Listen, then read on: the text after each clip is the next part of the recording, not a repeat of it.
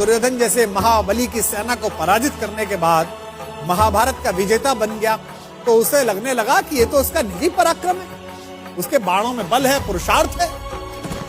अर्जुन मन ही मन इस बात पर इठलाते हुए अपने रथ पर सवार होकर युद्ध भूमि से लौट रहा था। जब अपने शिविर के आखिर में पहुंच गए तो उसके रथ पर बैठे हुए मधुसूदन सारथी भगवान श्री कृष्ण ने कहा, पार्थ, रथ से नीचे उतर जाओ।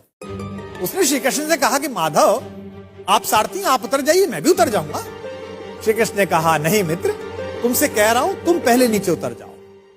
जब यह विवाद थोड़ा बढ़ा तो अर्जुन के ठीक पीछे खड़े हुए धर्मराज युधिष्ठिर ने कहा, द्वारिकाधीश अगर कोई बात कह रहे हैं तो उसमें कोई संकेत है।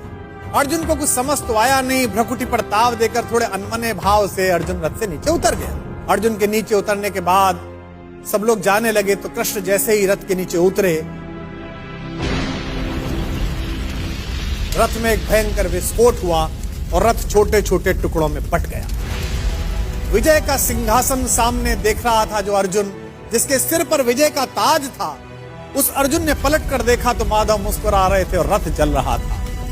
अब उसे यह तो समझ में आ गया कि उसके सखा श्री कृष्ण ने उसे रथ से नीचे उतरने के लिए क्यों कहा, और उसे विस्फोट का कारण अब भी समझ में नहीं आया था। अब उसने विनम्र भाव से अहंकार का तिरोहन करते हुए माधव से पूछा कि माधव, यह क्या लीला है? कृष्ण ने मुस्कुराते हुए उत्तर दिया कि पार्थ, युद्ध के इस दौरान इस रथ पर कई दिव्य शक्तियों का प्रयोग हुआ।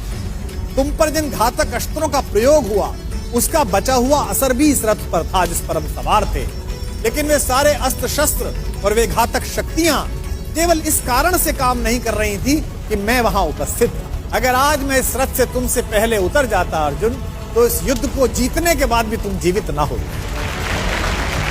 अर्जुन की आंख खुल गई। उसे यह एहसास हुआ कि विश्व की जिस सबसे बड़ी विजय को वो अपना निजी पराक्रम मान रहा है, वो केवल उसकी उपलब्धि नहीं बल्कि उसमें ईश्वर के उस अंश की सद्भावना है जिसे मधुसूदन भुवन मोहन कन्हैया कहा जाता है।